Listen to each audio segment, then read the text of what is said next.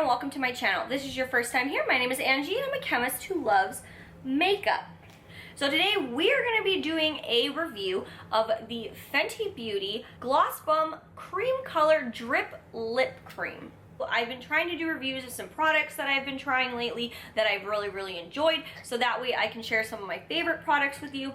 This one in particular, I'm sharing it now because if you are watching on or before March 8th, 2025, on March 8th, 2025, Ulta, as a part of the Ulta 21 Days of Beauty, this specific product is going to be 50% off. So that's a great deal. I'll leave a link down below to make it easy for you to find it on the Ulta website, and know that's an affiliate link. So if you do choose to purchase using that link, thank you in advance because I get a small commission from that. So we're gonna get into the review now. The breakdown is we're gonna talk about the basic details of this product, go into my review of it, do an ingredient analysis, and then we'll talk a little bit about the packaging to wrap up this review. This product retails $23 for 3 ounces or 9 milliliters, which equates to about $76.66 per ounce.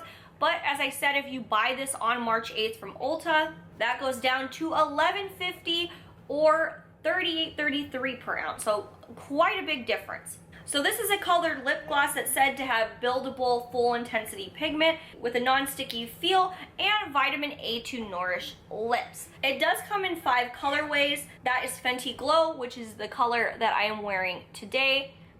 That is a universal rose nude. Mauve Wives, which is a rosy mauve color. Honey Waffles, which is a honey butter brown. Cookie Jar, which is a chocolate caramel color. And Fruit Snacks, which is a berry red color. In terms of application, the applicator is really good. They did say it's a pretty extra large applicator, which is true. So it's a pretty easy swipe. This is a lip gloss, so I don't mind the extra large applicator because I'm not trying to get it very precise, because this isn't like a liquid lipstick that you want to make sure those edges are very clean and crisp. And this does leave a very hydrating feeling on the lips. It goes on very smoothly and it's very comfortable when it's applied. It doesn't feel overly heavy, and it also doesn't feel overly sticky either. In fact, I wouldn't really describe this as a sticky formula. They do say the pigment's buildable. I think I get enough pigment in one swipe. Mind you, I am using one of the lighter shades, so maybe that contributes to it. But honestly, 2 layers of this feels kind of too much. So I would be curious to use one of the darker shades and to see if I need to have 2 layers to get the color that I want. The smell of this I do really enjoy. I don't find it to be overly intense. They describe it as a vanilla peach smell, and that is pretty accurate. It is kind of fruity, but it does have that vanilla aspect, but not too strong in either way. So we're gonna break down some of the ingredients in this formula. The one in highest concentration is polybutene. So this is a pretty generic ingredient, but this is what makes the base of this formula. And polybutene can come in different viscosities. That's because the average molecular weight can vary, so it can be heavier or lighter per molecule essentially. And polybutene does not dry down. It's not like some of those ingredients in liquid lipsticks that are gonna evaporate away. So that's why this ingredient is perfect for lip gloss. Next, we're gonna have bis-diglycerol polyacyl adipate -2. So this is gonna help stabilize the formula.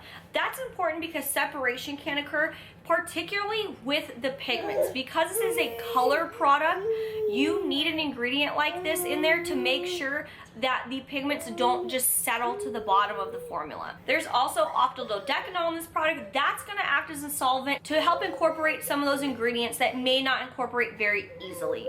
You also have silica in this formula. In a lot of formulas, silica is using for a mattifying property. In this instance, that is going to work for the benefit of making this a more opaque formula. This is what's going to boost your opacity in order to have that buildable color. In here, the main preservative is phenoxyethanol. We've talked about phenoxyethanol quite a bit. It is a very common preservative, very widely used. This is important because as you're applying this to your lips, obviously you are introducing it to the bacteria in your mouth, and then you are putting the applicator back into the lip gloss. So preservatives are essential in this, even though this isn't really a water-based formula, because you're introducing bacteria. So this formula has to hold up to whatever is in your dirty little mouth. And I say that in a loving way. Next is retinol palmitate. So vitamin A in this formula is highlighted in the description on, whichever store you buy it from, as an ingredient used to nourish the lips. So this works as an antioxidant. This works really well because of the body's ability to absorb this retinol palmitate and convert it into retinol, which we know is beneficial for anti-aging. So let's talk about some features of the packaging. There is the large doe foot applicator. And like I said, this makes it really easy to just apply in one swoop. Another beneficial thing is the hexagon shape of the packaging. I feel like ergonomically, this makes it super easy to open, more so than like a round lip gloss.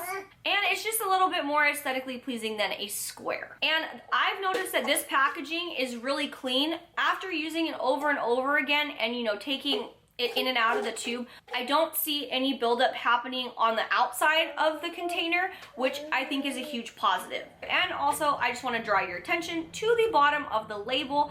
If you see this little 3-digit number right here, that is the lot number. What this number is used for is traceability purposes. So if you were to ever, go to Fenty Beauty and tell them that you're having some specific problem with your lip gloss, whether that be an allergic reaction or some kind of like faulty issue with part of the packaging, then they would ask for the lot number. This lets them know what was happening at the time that it was being manufactured or shipped, etc.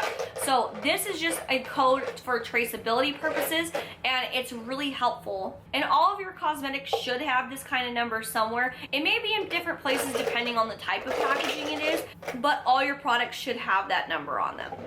So if you learned something today, do not forget to click the like button and make sure you subscribe so you can learn more about the science behind your makeup. And again, March 8th, if you're watching this, you can get this product half off. So feel free to use that affiliate link that I mentioned down below. Again, thank you in advance because I get a commission off of that, because I am definitely going to pick up at least a couple more colors of this. And with that, I will see you in my next video. Bye!